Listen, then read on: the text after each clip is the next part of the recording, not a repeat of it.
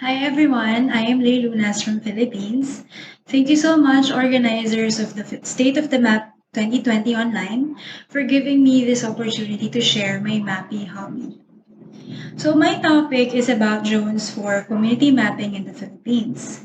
Drones are powerful tools in data collection, and I will be sharing my experience as a pilot and what I can contribute in OSM and in the mapping community if given more opportunities in the future to fly drones. I am a member of Philippines Flying Labs, which is part of We Robotics Flying Labs network that builds on local expertise for local solutions. I am also a member of GeoLadies PH. We advocate in community diversity, collaborative participation, and affirmative spaces for women and underrepresented communities in OpenStreetMap and in geospatial science. So we are helping and hosting mapping activities that we support, such as mapping violence against women and children centers and desks with the Department of Social Welfare Development, Mapa Babae, mental health facilities, humanitarian OpenStreetMap team, Map the Philippines, OSM Map Paaralan, and LGBT safe spaces, which my friend Miko Tamura will share tomorrow. So we attended and facilitated basic drone training for women and underrepresented community with Philippines Flying Labs and SheMaps. In the Philippines, there are only 8% of certified pilots that are women. So my hope would be someday I can encourage women to pick up a drone and start flying.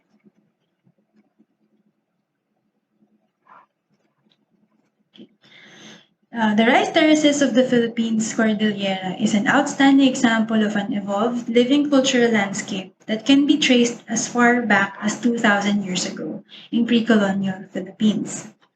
Batad, this area, belongs to the Ifugao Rice Terraces cluster inscribed in the UNESCO World Heritage Site in 1995.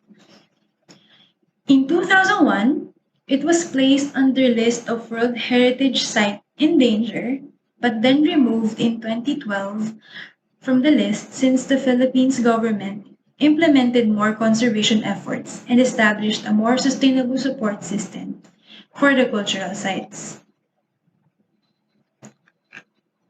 So it is 400 kilometers away from Manila, 12 hours dive, land trip, and they belong to the Ayangan Ifugao Ethno-Linguistics Group. The main source of livelihood is farming, and 65% of the households residing in Batad are below the poverty threshold. Another cool fact, this is where Thanos retired after wiping half of life in Marvel Universe.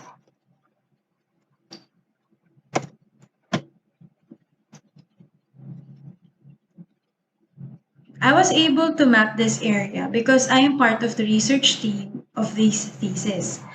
It's characterizing factors of landscape sustainability, the case of Batad Rice Terraces. It was published in University of the Philippines Diliman, and the authors, I hope they are watching me now, architect Edra Belga and architect Faith Varona. So the goal was to identify measurable changes in the cultural ecosystem through the years with its growing tourism business.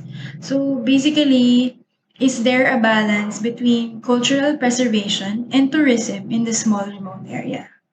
While I data collect images, the rest of the team surveyed 80 plus participants, local and foreign tourists, residents, and community leaders. Okay. Before we get to fly the drone, we got the proper permits and requests from the government, like the governor, mayor, and community leaders. It's very important for them to understand that the data we will be getting shall be shared to them as well. So we surveyed this in May 2019, and then I came back last February 2020. I used DJI Phantom 4, and I used the Pix4D Capture app. Oh, this is Nanay Lourdes, by the way. She is my guide. She is my spiritual mother. As a result, we were able to produce high-resolution imagery in digital elevation model for the analysis. This is, I think, maybe 9 or 10 centimeter resolution. It's approximately 1.3 square kilometers, and I took 560 photos in 2019. The photos on the left side are taken not necessarily in the exact position, but you can clearly see the GI sheet obstruction that prohibits me to enjoy this view. This one. That's just in 1 year. And from the imagery, you can identify which houses are traditional or native, like this one, and which are modern using GI sheets. More houses prefer the GI sheets now in building new houses because first, they can host the tourists there. It's a form of income generation for them as well. It's bigger in size and it's better for bigger families. And the third one, there are limited resources, rather limited native materials available in the area due to land conversion. Here's a 3D video that I rendered using Pix 4D. 10 years ago, I remember it took me more than 3 hours to reach the main village. This one. And now it only took me around 45 minutes to reach that part and 2 hours to hike back up to the main road.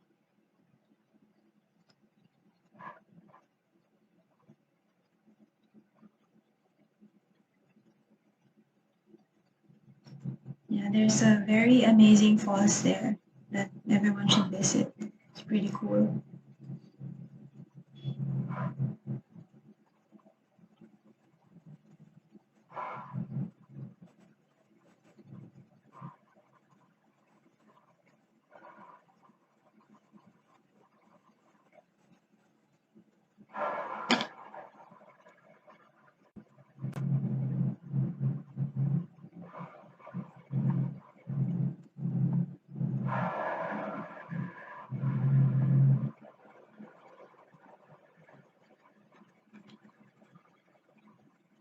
Okay, so the output, as I've said before, it's orthophoto, DSM, and DTM. All of them I uploaded in Open Area Map. So we were able to update the buildings by digitizing the houses, the roads, and water bodies in OSM. And the base map that we produced was printed and used in the Tourism Information Center. And also, we provided another map in the health center where they map out the household health status and location. So before, it was just handwritten. So now they are able to use the updated map.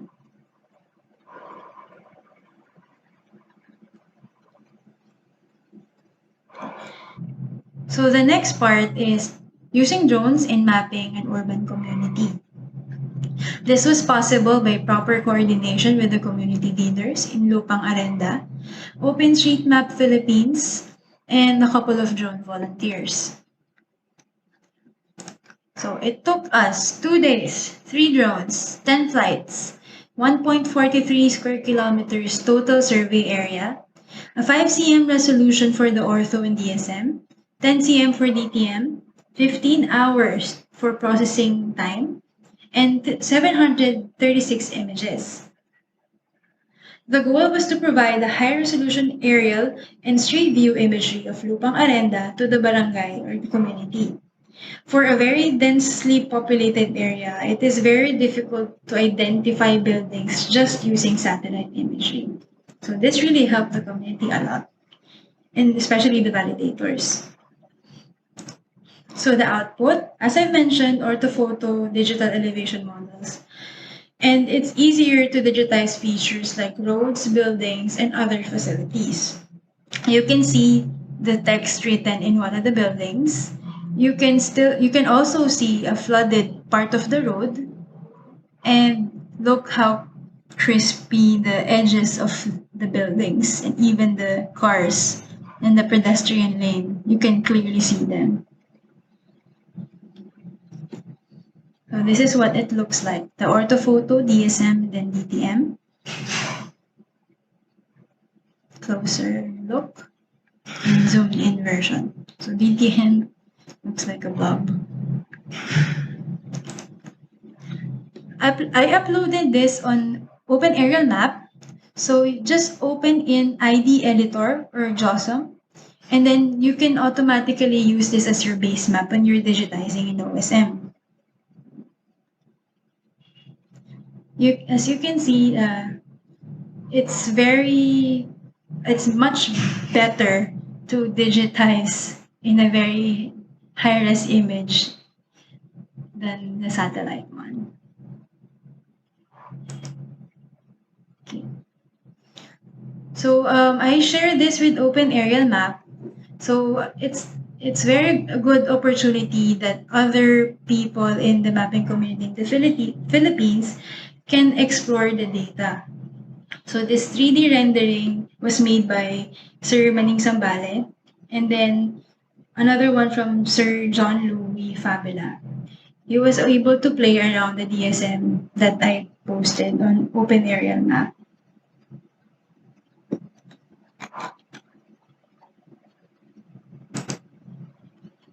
Some other communities that I was also able to map using drone. This is in Malapasco Island in Cebu. This was with RAM Philippines, SRDP, and Philippines Flying Labs. So it took me 20 minutes to survey the area. This is 2 square kilometers, and I use EV SenseFly, so it's faster.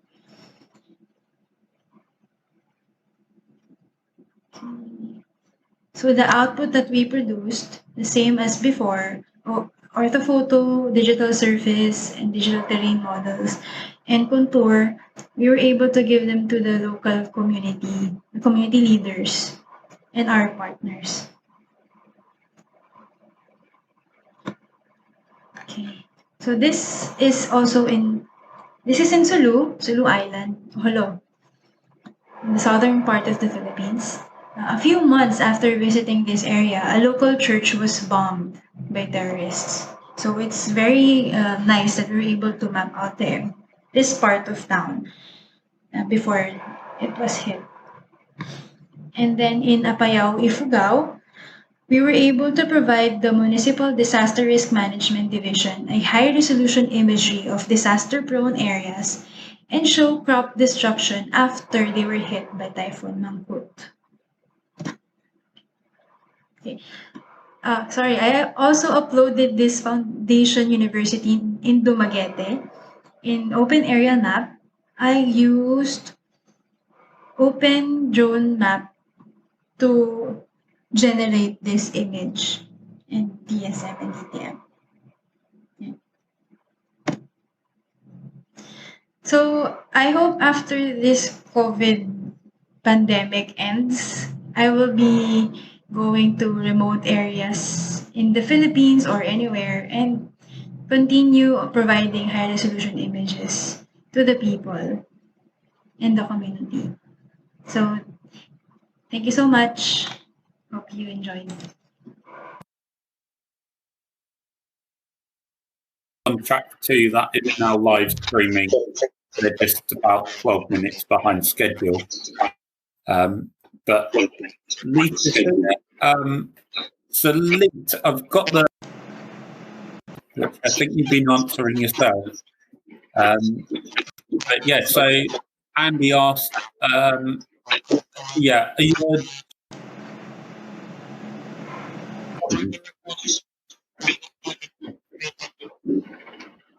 No, I upload this in Open Aerial Map. cool? And I think you shared the link. You shared a few links there, which is wonderful. Yeah. So, yeah. So then someone's asked, I mean, this is too technical for me, but do you want to talk about how you produce DTM and using recording?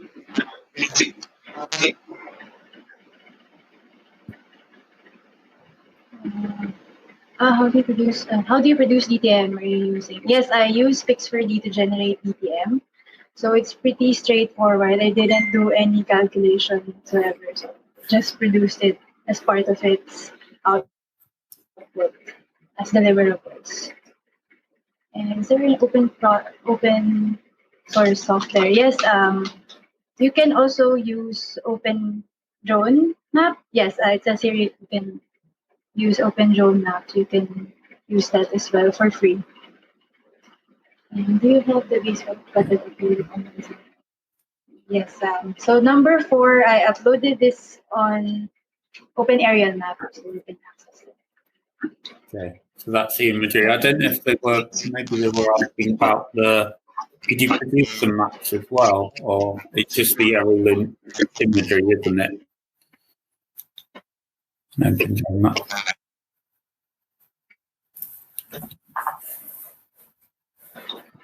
I'm sorry?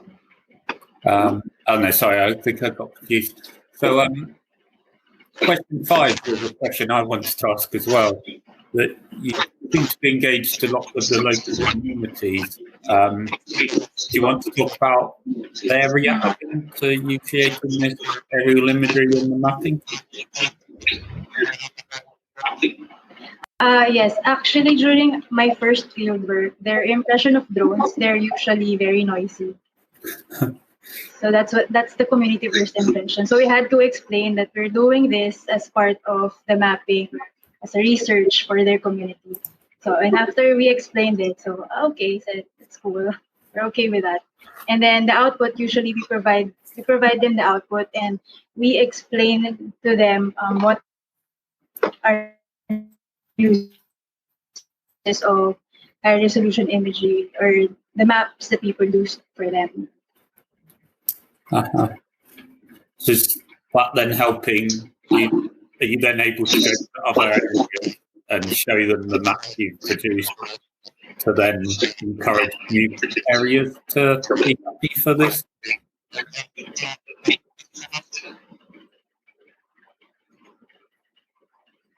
I'm sorry. Hello? Does the kind of once you produce imagery for one area, does that help because you can show that to a new area and explain why you're doing it? I didn't get the question. Oh. Sorry. Okay, I think there's a bit of struggle with connection doing this internet. Yeah. What about the privacy concerns in question 6? Yeah, in number 6. For 10 centimeter, we weren't able to identify. It's not that sharp to identify people's faces. Okay. So that answers that. And someone was asking about, is this manual work of removing it to get the BGM of elevation? As I've mentioned before, we didn't manually remove the buildings or the houses. So it was automatically removed by the software I used to process this, which was Pix4D. Okay, so I was speaking. I'm talking about the maps in Batad, the first one that I showed. Yeah. But I think we also use Open Drone Map, and I'm not sure if Rally or Sir Manning is there, but I think in DTM they also removed it automatically by the software. So does that mean it kind of smooths it so you see the hills and you don't pick up the buildings don't look like hills then? Yeah, it does. And if you also check one person from geospatial community in the Philippines, he made another suggestion to how to smoothen BTM. I'm not sure if I can share the link of his post here. But Okay. yeah, there's something you can do. Yes, I think you talked about privacy already, but it's not it's not detailed. Do you do you use any equipment to adjust the positioning, or is it just a GPS on the drone? No, it's just a phantom drone. No, I did not use anything like that. This is a fun question. How do you choose what locations or projects you do for your drone imagery, and what's going to be next?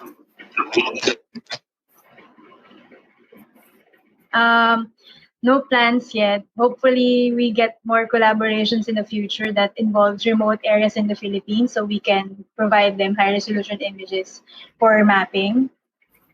That's the goal. But right now, we don't have it yet. In terms of Philippine Flying Labs, GeoLadies, and Ministry of Mapping. So that's looking for people that want your services to kind of help send you to those places, is it?